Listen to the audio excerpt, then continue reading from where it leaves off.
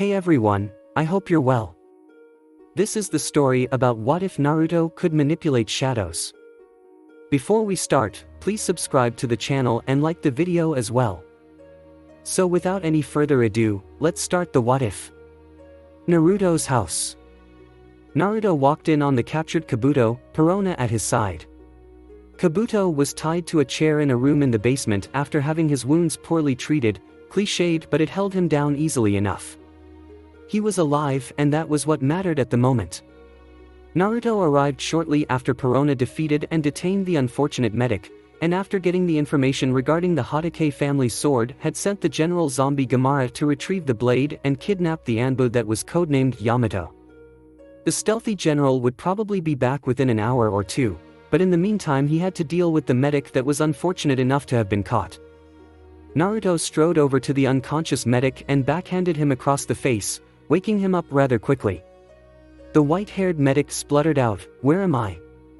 Why can't I feel my limbs?" Naruto backhanded him again and said, "Where you are doesn't matter. What matters are the things that you are going to tell me. As for why you can't feel your limbs, well, we'll get to that later. First question, why did Orochimaru send you here?" Kabuto regained his senses and glared up at the Kyubi Jinchuriki before saying in a firm voice, "I'll never talk. My master's orders were confidential to the extreme. I will never reveal his secrets." Naruto nodded and said, "I see, quite the strong morale you've got there. I think we'll shatter that beyond any hope for repair. Perona-chan, if you would." Perona smiled as she said, "Gladly, Naruto-kun." Negative hollow. She sent a ghost flying through the prone ninja's stomach. About half a second later he was bawling like an infant about how useless he was, and how he always fucked things up. Naruto went over to him and said, "Now then, what did Orochimaru order you to do and why?" Normally Kabuto would refuse the question outright, but in his current state, he folded like wet cardboard. Kabuto told him about the meeting where Orochimaru gave him his orders. Flashback no jutsu, location, who knows? Orochimaru was examining the contents of a glass vial. He was researching possible potential of some rare plant in poisons. It was boring crap, but Kabuto had to wait until his orders were given. Orochimaru spoke, "I have two jobs for you, Kabuto-kun, and they must both be done tonight." Kabuto looked up from his kneeling position and said, "Yes, Orochimaru-sama."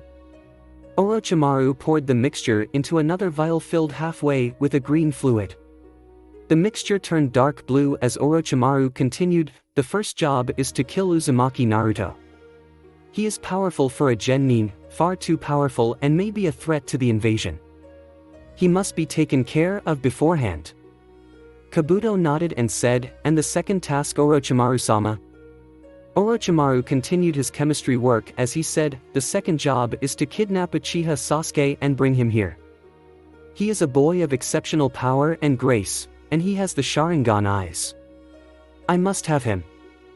Kabuto nodded and said, "In your army?" Orochimaru looked back and said, "What?" Kabuto looked at the floor again and said, "You must have him in your army. Isn't that what you meant?" Orochimaru just half shouted, "No. I must have him naked and chained to the foot of my bed. Do I need to draw you a fucking picture? Now, get going." Kabuto, thoroughly disturbed, just quickly muttered, "Yes, Orochimaru-sama," before getting the hell out of there. End flashback. Naruto just looked at him in shock and said, "Wow, way too much information right there. Way too much." Perona walked up and said, "Well, apparently Orochimaru thinks you're a threat." Wise move on his part. "So what are you going to do with him?" Naruto was currently off to the side holding his hand to his face, trying to remove the image that Kabuto planted in his head. He said, "Kabuto or Orochimaru?" Perona looked at him and said, "Both." Naruto turned around to face the prisoner and the ghost girl and said, "Orochimaru will pay for his treachery in time. He's useless anyway after the invasion. He can wait until then. As for Kabuto, we already have a far superior medic, so taking his shadow is out. As for his body, you did quite a number on him, Perona-chan. You completely destroyed the joints that connected his limbs to his torso, his body is ruined. Perona looked at Kabuto, who was beginning to recover and said, so what do we do with him? Naruto approached the medic and had his sword reveal itself from the pocket in his sleeve. He just said, easy, we kill him and use him for spare parts. Step back.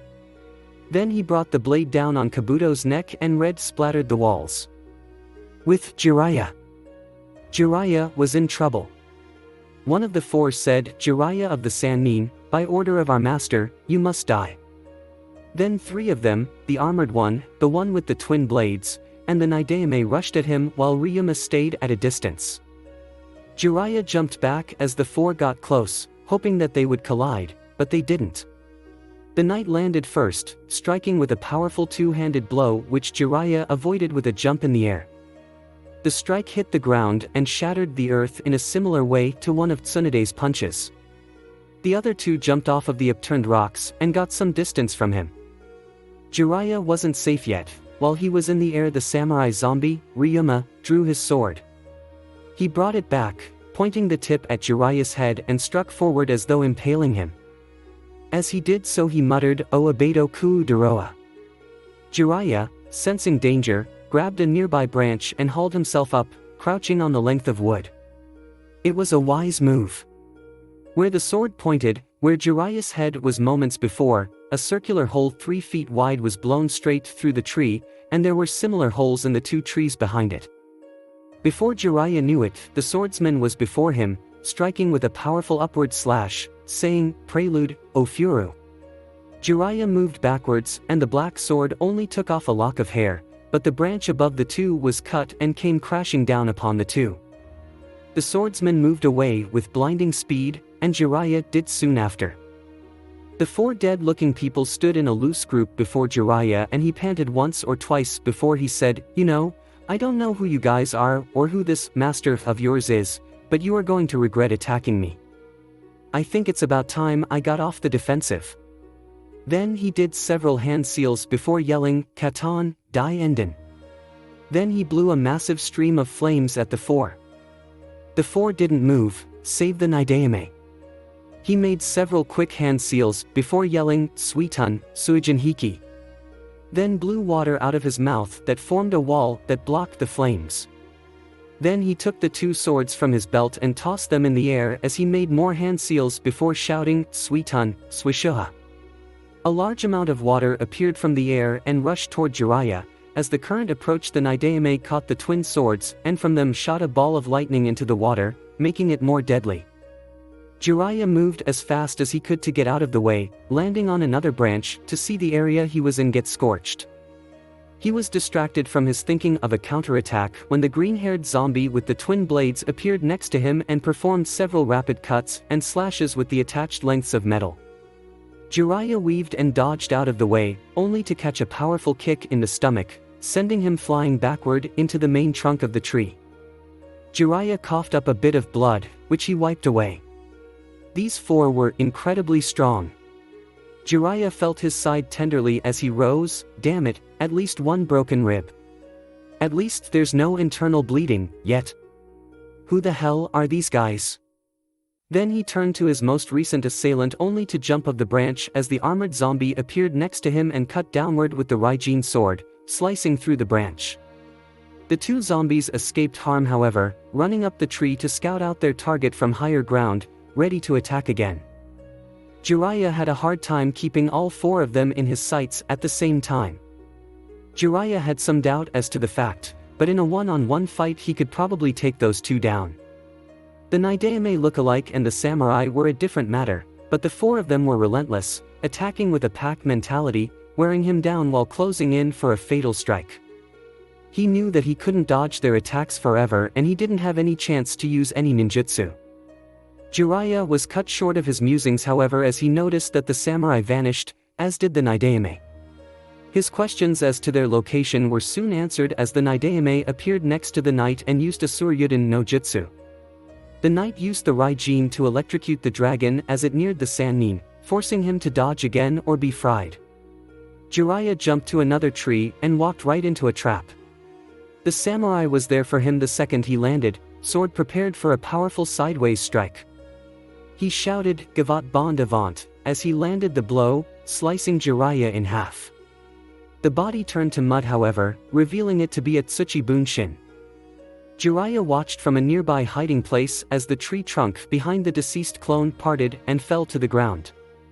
What was scary was that it was one of the extremely large trees found only near Konoha that was several hundred feet thick. Jiraiya had to admit that these people, whoever they were, had a real chance of killing him if they kept it up. Jiraiya knew that he couldn't win.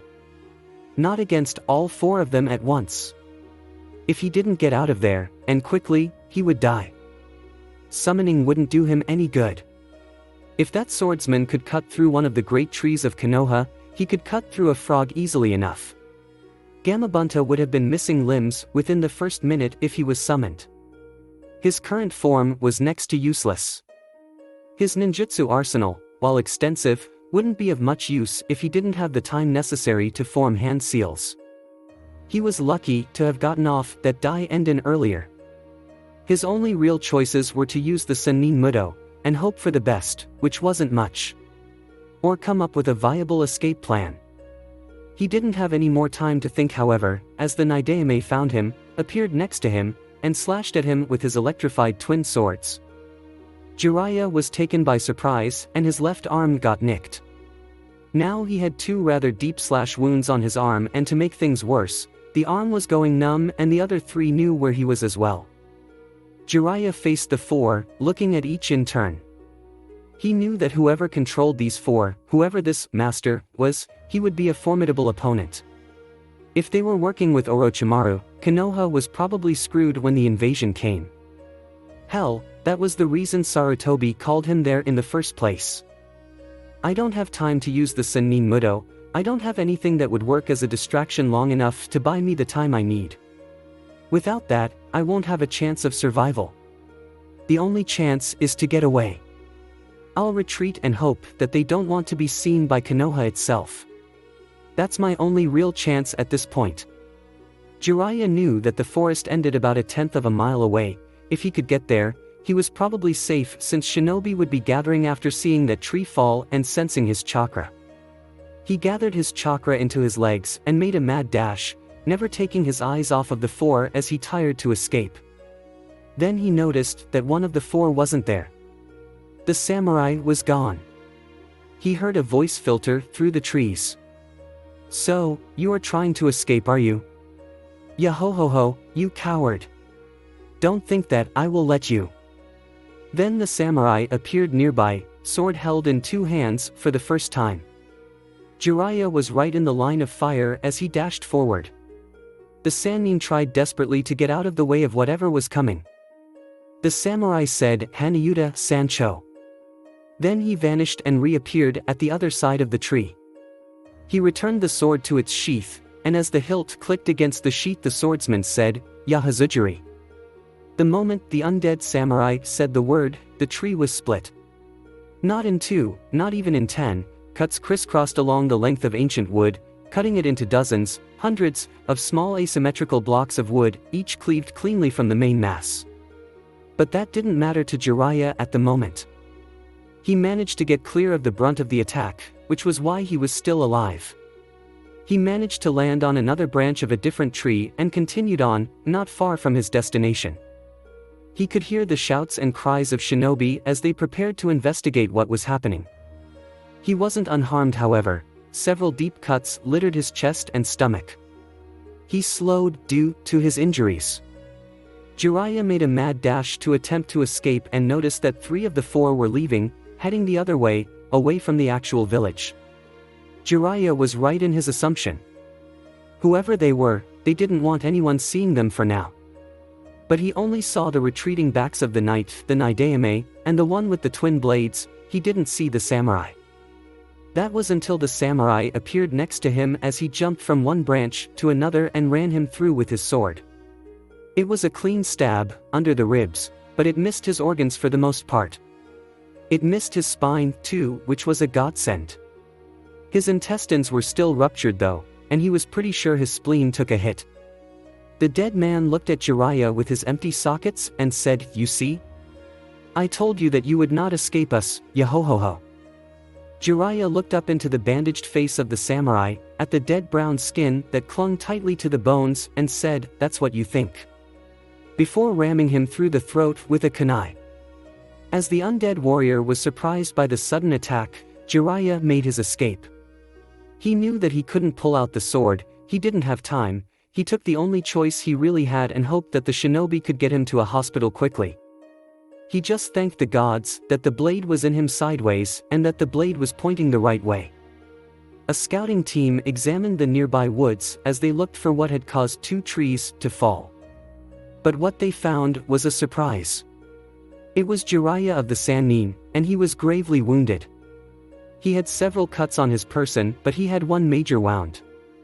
It was in his torso, under the ribs. There was a massive cut that cleaved him halfway to his spine. He sputtered out, "Get me to a hospital, quickly." Then, he coughed up blood and collapsed. The shinobi were quick to obey his orders, feeding him a few blood pills as they rushed him back to Konoha. What none of them noticed was the white-robed figure watching as Jiraiya was carried away. The undead warrior looked at his sheathed sword and then back to the massive bloodstain where he ran Jiraiya through, pinning him to the tree like an insect. He thought to himself, "He cut himself free on my own blade while I was distracted, mortally injuring himself in order to escape. What a foolish move, suicidal to the extreme, just to escape." But it worked. "You win this round, Jiraiya of the Sannin, but next time you will not escape. We shall meet again, and when we do, it shall be the last. This I promise." Then the robed figure vanished to rejoin his comrades to report to their master. With Naruto, 1 hour later. Naruto was quite angry. He never expected Jiraiya to survive the attack. He sent 4 generals to make absolutely sure that he wouldn't survive, yet he did. It took a near-suicidal maneuver to escape, but he made it. It hardly mattered. Jiraiya was out of the picture for now. There wasn't any way in hell that he was getting out of the hospital in time for the invasion, not with those injuries. He was angry that the generals failed, but they still accomplished what the mission was meant to do, prevent Jiraiya from interfering in the invasion. Still, the generals were in their coffins again, waiting to be awakened so that they may obey his orders once more. Ryuma, Hokushin, Sodom, and Samson had failed their mission in a way, but the 5th general, Gaara, succeeded with ease. The Hatake family sword, the chakra fang of Hatake Tsukumo, was in his possession, as was the other item that he ordered the general to retrieve. Now he had only to find a suitable shadow to bring Konoha's white fang into his service. But that wasn't important at the moment. What was important was the animation of the 6th general zombie. He was in the caves once more, an open coffin nearby, and a restrained Anbu in front of him. Hogback was actually able to salvage Kabuto's body. He had natural regenerative powers, so he would be an able general when the time came. But right now, he had to focus. The tiger-masked Anbu struggled to be free of his bonds, to rise from his chair. But he was unable to. He was restrained by a powerful webbing courtesy of Gaara. The webbing, when hardened, was harder than steel, and the unfortunate Anbu was coated from the neck down. The webbing also leached away chakra, so it made Ninja almost helpless. Naruto just hummed a small tune as he turned on a nearby floodlight, filling the room with a bright light, the Anbu's shadow clear and black against the floor. The Anbu struggled even more, idly yelling threats at him through the gag of webbing that prevented him from speaking, but Naruto ignored the man and put his hand to the floor, at the edge of the shadow, and pulled upon it, the shadow rising from the floor in his grip. The Anbu known as Yamato struggled more against the webbing, but it was of no use. Naruto, growing tired of the man, unsealed his scissors, and with a quick slice, cut the shadow away from the man, who instantly went unconscious when his shadow was removed. Naruto resealed his scissors and walked over to the restrained dead form in the coffin. Naruto held up the struggling human shape and rammed into the red-armored figure, watching as the shadow vanished into the flesh and the zombie came to life a moment later. The new zombie immediately began struggling against his restraints. Naruto smiled, knowing that he wouldn't escape them before his resistance naturally vanished and became a willing slave like all the rest of the zombies. He just said, "Welcome back to the world of the living, Senju Hashirama. Konoha Shinobi Hospital, High Security Ward." Sarutobi looked upon the sleeping form of Jiraiya. He was smoking his pipe while he contemplated the current problem. Meanwhile, one of the doctors was maintaining Jiraiya's current condition. He asked her, "Dr. Akagi, what is his condition?" The blonde doctor finished taking down some readings from a machine and turned to face the Hokage. She would have thought that his condition was obvious. He was unconscious and was hooked up to about half a dozen machines, including breathing apparatus and a blood transfusion. He was in bad shape. The doctor looked at the clipboard and said, "It isn't good, Hokage-sama. He suffered some major blunt impact trauma to the abdominal area at some point, resulting in 2 broken ribs, one of which pierced his kidney when he was running. In addition to that, he has 2 deep cuts in his left arm, and nerve damage in the same, probably due to electricity, along with 5 deep cuts crisscrossing his chest and stomach. The major wound though was to his abdominal area. It is a deep slash that is 4 inches deep, right under his ribs. It pierced the spleen and damaged the intestinal tract as well as nicked the stomach, allowing a small amount of acid to be let loose into his system, resulting in acid damage to his digestive tract, and he also lost a lot of blood. Overall, he's in bad shape, and if he didn't get here when he did, he wouldn't be alive." The Hokage nodded and the doctor took a breath before continuing, "His condition is critical, though he is stable at the moment. We had to operate immediately when he arrived 3 days ago, and we managed to stop any acid damage from getting worse and dressed the wounds in his arm, got some more blood into him and got his ribs back into place. The kidney and spleen are easily taken care of. Jiraiya-sama has a very common blood type, so it will be very easy to arrange for a transplant within the next few days. The major worry is what the blood loss could have done to his brain. He has been in a comatose condition since he arrived and has shown no signs of waking up. It's possible that he will never wake up, or maybe he wakes up and he isn't himself anymore, or he wakes up not all there. It's impossible to say at this point, sir." Sarutobi nodded, not liking the news. He called Jiraiya back to Konoha because of Orochimaru's presence in the village. He knew that Orochimaru would attack, but he wasn't sure when or how, and how much help he would have. Sarutobi was no fool. If he and Orochimaru clashed, there was a very real chance that he would die, and if he did, then Orochimaru's plan, whatever it was, would most likely succeed. Orochimaru was far more powerful than anyone else in the village. If he fell, then there would be no one to protect everyone else from him during the attack. Orochimaru would be free to do what he wanted, no one being powerful enough to do more than stall him. Jiraiya was his prevention of that scenario, and now it was gone. Jiraiya was alive, which was a very good thing, but he wouldn't be fighting anytime soon. The Sandaime side, Jiraiya's condition wasn't the only thing that had been bothering him lately.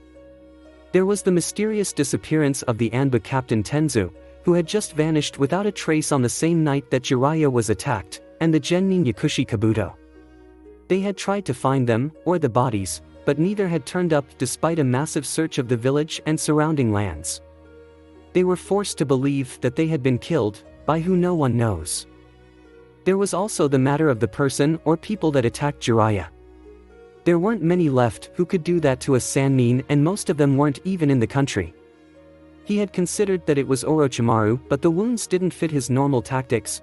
There was the Akatsuki organization that Jiraiya told him about, but that didn't seem likely either. That was one of the reasons he needed his student to wake up, so that they could find out who or what did this to him. Then, last but not least, there was the theft of the Hatake family sword. This worried Sarutobi as well. The sword was very powerful, but just as important was the matter of who could steal the sword without being caught. It was in a trapped safe hidden in the floor of the apartment belonging to one of Konoha's most powerful and cautious jonin. Whatever or whoever did it right under Kakashi's nose since he was home that night, plus there was the bypassed alarm on the safe. It was set to go off every time it opened, loud enough to awaken the nearby ninja for sure. That was the beauty of the way it was opened. The hinges were melted off by some kind of acid, and the metal that usually served as the door's hinge served as the door's opening, the steel being forced back to reveal the blade without triggering the alarm. Whoever did it knew the theft business and was quite strong to be able to bend that door with his bare hands and do it silently. Sarutobi just sighed as he went over his most recent problems. He just thought, I am far too old for this shit. Naruto's house. Naruto was currently eating his lunch. Perona was asleep and the house was silent. There wasn't much left to do. He had 3 general class frames to animate, 3 shadows to be selected to bring them to life. Hatake Tsukumo, Zabuza, and the first zombie. Kabuto wasn't ready to be animated yet. The body was heavily damaged and there was a lot of work to be done regarding that and strengthening the body in preparation for a suitable shadow. Eventually Naruto decided that since he had nothing better to do, he would just wander around town for a bit. He got up and left the house almost immediately after he finished his lunch. He had nothing in mind, but there wasn't much to do until the day of the finals anyway. After about 30 minutes of wandering and fierce glares, he came across a rather odd sight. There was Haruno Sakura, which was unwelcome but not strange. What was odd was the fact that Lee was nearby looking at her and was doing wonders when it came to freaking her out. He went over to Lee and said, Lee, what the hell are you doing? Lee looked up and yelled, Naruto-kun. How excellent to see you this morning. As for what I am doing, I am taking your advice as to how to woo women. Naruto was a little confused about this, so he just asked, what the hell are you talking about? Lee just said, remember when I asked you about dating advice since you have all those women chasing you about? You said that when on a date, confident eye contact with the woman is important. I am putting your teachings to work. Naruto sighed. He remembered that he was half asleep and just wanted Lee to shut up, so he came up with some random dating bullshit in order to get him to fuck off. He said, Lee, you need to know something. There is a delicate balance between confident, cool eye contact and the unpleasant stare of a potential rapist. You, my spring green friend, and I use the term lightly, have yet to find the balance between the two. And before I go, I really have to say that you lack good taste when it comes to women. See you later. Then he vanished before Lee could go on about protecting his Sakura-chan's honor or some other crap. Naruto continued on his wanderings and ran into Enko near a dango shop. She turned just enough to see him, and the moment he did, he felt like a rat that a snake had locked onto. She vanished and appeared behind him, a knife at his throat. She purred into his ear, well, what have we here? A certain sexy shadow master? You really embarrassed me back at the forest, you know, and I'm afraid that I never got to pay you back for that.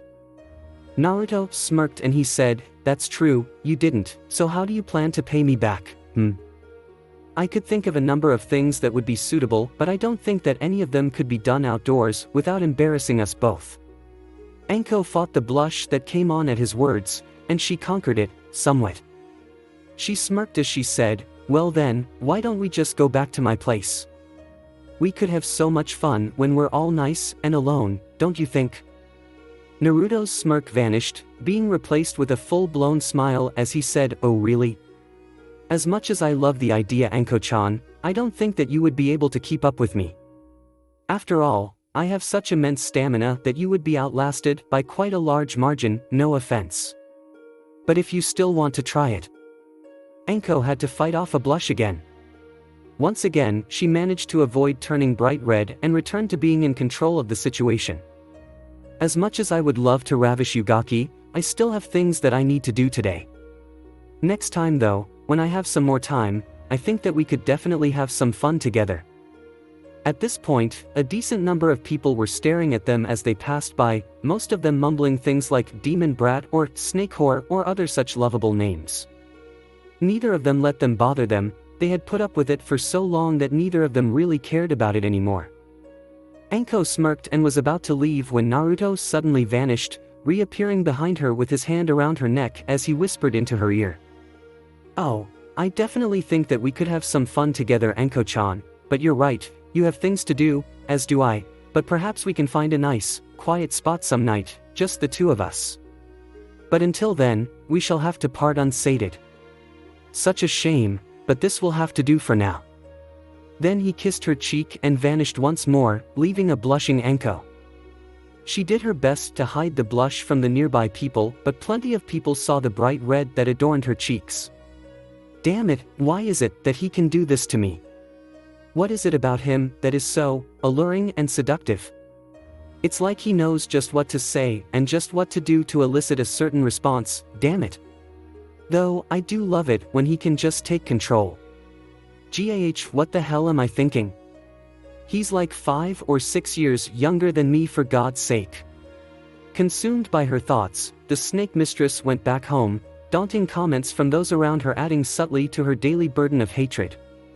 She sighed as she opened the door. Sometimes she really hated Konoha.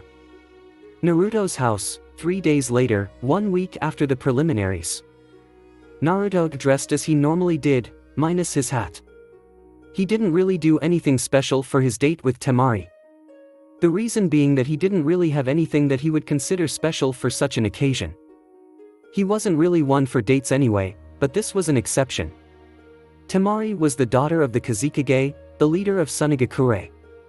If the invasion went well, then Suna would become a very powerful nation, very quickly. A relationship with the eldest daughter of the man would be a very good position to be in, so he was prepared to make an exception to his normal rulebook to fit the current situation. Perona was aware of the date, and at first she was a bit mad, well, furious, but regardless, after he explained the reasoning behind it, her rage subsided a bit, though she did avoid him a bit after that. He wasn't quite sure why. But Perona was asleep at the moment, so he set out of the house to the apartment that Temari shared with her 2 brothers and her sensei. What Naruto didn't know was that Perona wasn't asleep at all. She heard him leave the apartment, and as soon as he did, she separated herself from her body, becoming invisible as she tailed him. After hearing about the date, she was a bit insecure about how she felt about it. Does he still care for me? Am I just being used? What does this Temari girl have that I do not? These were the questions that she asked herself and wondered over constantly after hearing about the arrangement. She followed Naruto, undetectably, hoping to find out. With Temari. Temari wore what she always wore, since she didn't bring much else. I mean, who expects to go on a date during an exam? Especially in a village that, if you do your job right, won't be much more than a pile of smoking rubble in a month. But she wasn't one to complain about her current situation, so she went with her normal ninja attire. Kankura was against the whole thing at first, but she was a woman of her word. She agreed to go on a date, so she would. Gaara didn't really care, he was still in shock of his defeat. Gaara was hurt for the first time, and hurt badly. He was rather unapproachable at the moment, attacking anyone who got close to him. He said that he would still go through with the plan, and that was good, but he was rather insecure with himself. He was rendered helpless in an instant, toyed with by a far superior opponent before being put down, hard. Baki tried to take advantage of the situation, and had Temari use the opportunity to obtain information on Uzumaki Naruto and the village itself. He was very worried about him since Naruto effortlessly defeated Gaara. He was a major threat to the invasion. He was most likely hoping that Temari would manage to find a weakness that someone could use to defeat him, or lure him to their side. They all knew that poisoning or assassination was out of the question. She didn't have a chance of deceiving him to poison him, and since he had a very similar defense to Gaara's, a direct attack would be pointless. So Temari would do as she was ordered, and attempt to convince him to hate his village. Maybe she would be able to find out more about him as well, who knows. Her questions were put to a halt though as Naruto appeared at the door. He knocked quietly and she opened the door. Naruto stood in the doorway. He smiled and said, "Good evening, Temari-chan. How are you today?" He wore a smile whose warmth could melt the ice caps as he said that, and she blushed slightly, though she tried to fight it as she stammered out, "I'm fine, and how are you?" Naruto's smile turned into a smirk as he said, "I am doing absolutely fantastic, thank you for asking. How could I be anything else when I am on a date with such a beautiful girl?" Before Temari could do anything more than look somewhat embarrassed at the compliment, Kankuro poked his head out of his room and said, "Get going already. And if you do anything to my sister, hell itself won't save you from me." Naruto faced the middle brother and said, "I assure you, I will take very good care of her. I promise to be gentle and not break her on the first date. Temari blushed at the double meaning, while Kankuro just looked pissed off. Before he could say anything though, Naruto said, "Now then, we should be going, Temari-chan." She nodded and Naruto took her hand as they walked off together, leaving a royally pissed off Kankuro. 1. Perona, unseen, just watched the developments with some jealousy at Temari's proximity to Naruto. She followed them as they left the building and walked down the wide street. Naruto asked her, "So, what is like in Suna?" Temari kept close as she didn't want to get lost or separated, at least that was her excuse as she said, "It's alright.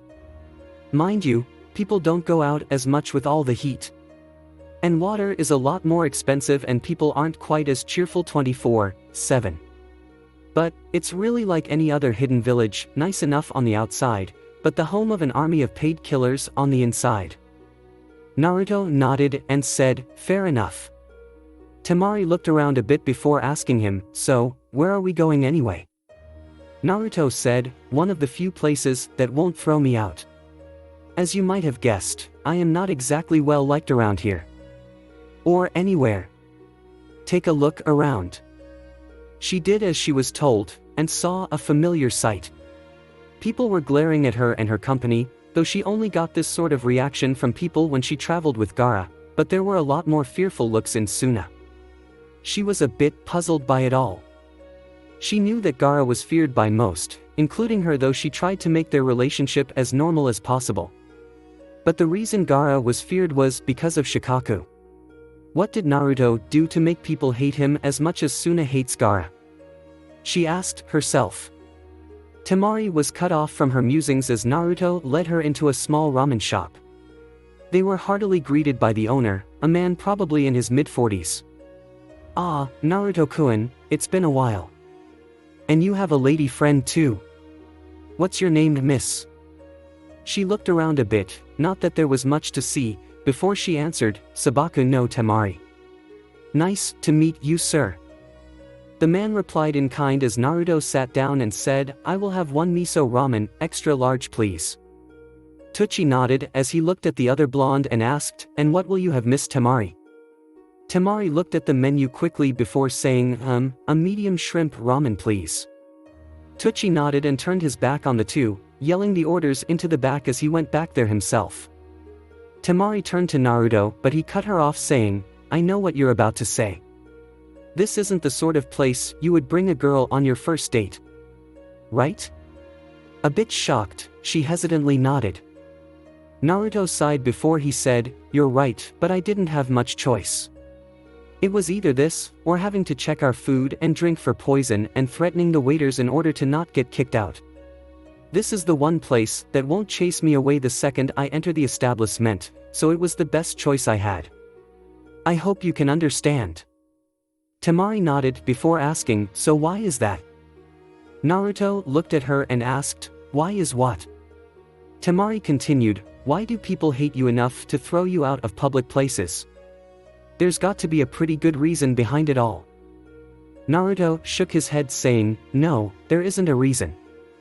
Not a valid one at any rate. Konoha is a lot more like Suna than you think. On the surface it is a beautiful place that anyone would love to live in, but underneath that facade you realize that it is the home of a bunch of killers. In addition to that though, there is the mostly corrupt government, the idiotic and gullible civilian populace and other such flaws. It is all because Konoha is supposedly the strongest of the 5 great ninja villages. They believe that because the village ninja are considered the best that they are untouchable.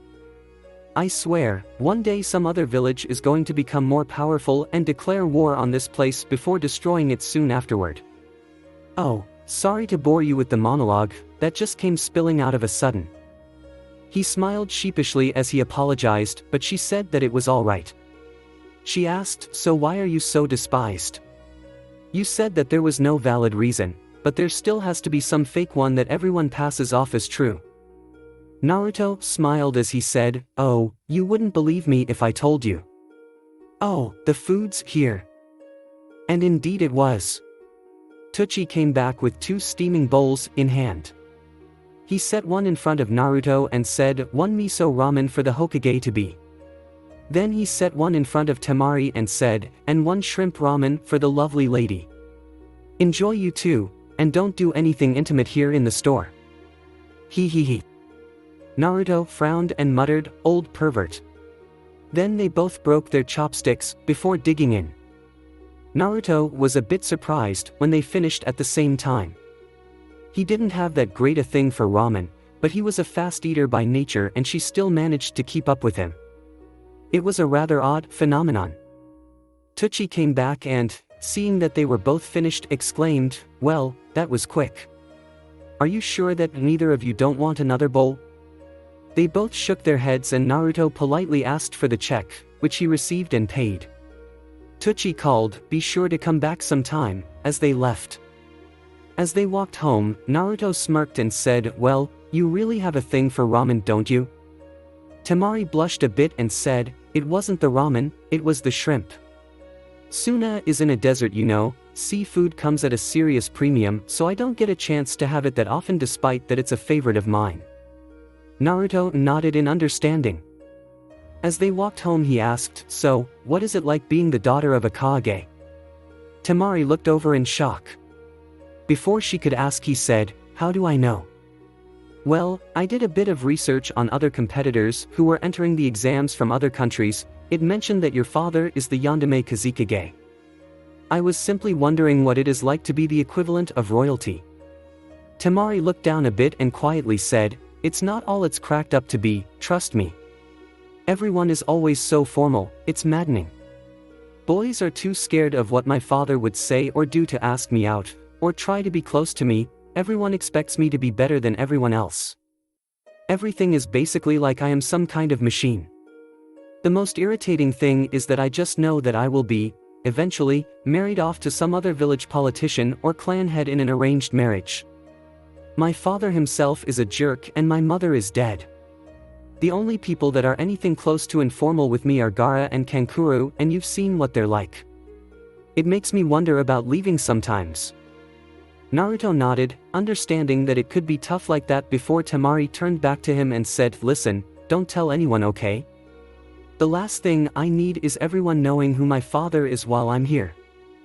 Naruto nodded and said, "Don't worry Temari-chan, my lips are sealed." Temari nodded as they arrived at her apartment building. She said to him, "Well, here we are. Thank you for the meal and the good time. It feels good to take a break like this every once in a while, but I'll just have to train harder in order to get ready for the finals." Naruto nodded and said, "Don't thank me, the pleasure was all mine." Temari nodded and said, "Well, good night." Then, before he could do anything, or she could think about it, she turned, kissed him straight on the lips, and then dashed inside bright as a tomato. Naruto stared at the door in surprise for a moment before chuckling lightly as he turned away and started home. Unknown to either of them, Perona glared at the door where Temari fled, jealous of her for her time with Naruto before heading back to her body, seeing for the first time what Naruto was treated like and a bit sad that he was never like that around her. Though her questions as to why he would want to destroy his own hometown were finally answered. Naruto's house. Naruto returned home, his date hopefully successful. He had managed to establish somewhat of a relationship with Temari, and if Suna emerged into the power that he thought it would be within the next few months, a romantic relationship with the Kazekage's eldest daughter would be an invaluable asset. But at the moment he didn't have anything to do except go to sleep and kill time until the finals in 3 weeks. When he entered his room, he found Perona sitting on the edge of the bed, apparently deep in thought. She just said listlessly, "How was your date?" He just said, "Not bad, I managed to get through it without driven mad, and I was able to obtain some useful information as well." She nodded and said, "Why did you go out with her again?" Naruto took off his coat as he said, "Didn't I already tell you? If the invasion goes well, Suna will become very powerful. Being romantically involved with the Kazekage's daughter would be a good foothold to gain assistance from them should I ever require it." Perona nodded and said, in a quieter voice, "So, you are just manipulating her?" Naruto smiled a bit and said, "Yes Perona-chan, it isn't anything serious." She nodded, her face hidden from view as she said, "Naruto-kun, you are manipulating Temari, does that mean Are you manipulating me? Naruto looked over sharply to see that Perona was looking at him, her eyes filled with tears. She continued, her voice cracking, are you just manipulating me like you are manipulating her? Using me and my feelings for you to get me to do what you want? Naruto immediately went to her side and said, of course not, Perona-chan, why would you think that I would do anything like that? Inwardly he was wondering what the hell caused this. She turned to him with tear-stained eyes as she asked, because you are so deceitful. You lie and deceive others to make them believe that you are something else in order to get them to do something that you want them to do. You wear so many masks that it is almost impossible to see the real Naruto-kun, the one I know, or the one I think is the real one. You are manipulating Temari in order to gain ground with future negotiations with her father. What is to say that you did not manipulate me as well? Naruto just closed his eyes and said, softly, you should know that I would do no such thing, Perona-chan. I care for you like I do not care for any other. Perona laid her head on his shoulder, gripping him tightly as she asked, do you really, truly mean that? Naruto nodded and said, of course I do, Perona-chan. Perona looked him right in the eye and said, then prove it to me. Naruto looked puzzled, but his inward questions were quickly answered as she kissed him deeply and pushed him to the bed. She just said, make love to me, Naruto-kun, please. Naruto just nodded and returned the kiss. Warning. Lemon alert. If you don't want to read it, move down to the next row of X's. Perona kissed him deeply, hands caressing his chest and stomach as she pulled up his shirt, which he assisted her with before returning to the kiss. She hastily removed her own shirt, leaving her in only a bra and her skirt. Her stockings and crown were already discarded. She also removed her hair ties, letting her pink locks fall naturally down her back. Perona grabbed his hand and, after a moment of hesitation, moved it to her chest, pressing it against her covered breast, which he caressed, putting the right amount of pressure over the mound, making her moan slightly into the kiss. They broke the kiss, still needing air, but the break didn't last long before Perona pounced on him again, pressing her body as close to his as she could. She kissed him again, but Naruto took control, returning the kiss with vigor. He was a bit hesitant at first, but it was to be expected since this was a first for them both. He reached around and unclipped her bra, which she shrugged off quickly, revealing her ample chest to him. He returned to his previous ministrations, tenderly massaging the mound of pale flesh as he kissed her neck tenderly, exploring her ivory skin, causing her to moan a bit more, until she captured him in another kiss. She reached downward as he kissed him, fighting the haze of lust, fumbling as she unclasped his belt and unbuttoned his pants. Before long they were on the floor with everything else, leaving him in only his boxers. She quickly removed her skirt, leaving her in just her panties. She pressed her body against him, feeling her breasts against his chest and the hardening object within his boxers. She was a bit hesitant as she didn't really know what to do in this sort of situation. She was just running on instinct. But she went with her instincts and the few things she read in Absalom's books and broke the kiss and separated from him as she reached down and removed her panties, tossing them to the floor and fully revealing herself to her Naruto-kun. Naruto couldn't help but blush slightly, a first for him, as he admired her beautiful slim ivory form, her gorgeous cup chest, hairless sex, and long slender legs. He couldn't help but be aroused at the sight, which made it self-evident if one were to look down a bit. Perona giggled at the sight of a blushing Naruto and said, now that's not fair, I'm completely naked and you've still got clothes on. We've got to make it even. Then she leaned over and grabbed the hem of his boxers, pulling them down and then tossing them to the floor, revealing the hard, 8-inch length. Naruto took control again, pressing Perona against the mattress, gripping her breasts in his hands, rolling the pink nipples between thumb and forefinger, making her moan a bit louder as he positioned himself at her entrance. He just asked, are you sure? She didn't wait a second, and immediately nodded before Naruto slowly inched himself in, marveling at the immense tightness and delicious heat of her inner walls. He quickly found her hymen and waited for a moment, allowing her to recover before she nodded, and he broke through the hymen, taking her virginity in one quick stroke. She screamed a bit at the sudden pain, but he silenced her with a kiss, waiting until she recovered and got used to his size. She nodded after a moment and he continued, massaging her breasts as he started out slowly, but gradually increased the pace, much to her enjoyment if her moans and gasps were anything to go by. She really couldn't believe that this was happening. She finally got her wish after several years of trying. Eventually her moans increased in volume and she shouted, "Oh, oh Naruto kun," as her orgasm came over her like a tidal wave, letting out a loud scream as the immense pleasure washed over her thin frame. Not too long afterward, Naruto spat out, "Peron-chan, I'm." But she wrapped her legs around him, pulling him in deeper and preventing him from pulling out. He came inside her, much to her delight at feeling his essence inside of her. He laid next to her, both of them satisfied. Perona just muttered, "Naruto-kun was so amazing," before falling asleep in his arms. Naruto glanced at the naked woman lying next to him as he thought, well, that's one catastrophe averted. With any luck, she won't suspect me manipulating her again anytime soon. Then he pulled the comforter over them both as he joined Perona in sleep. Thanks for watching. I hope you guys enjoyed. If you did, comment down below and let me know. Also share this video with your friends. I have created a playlist of this what if where you guys can find all the parts. See you in the next video.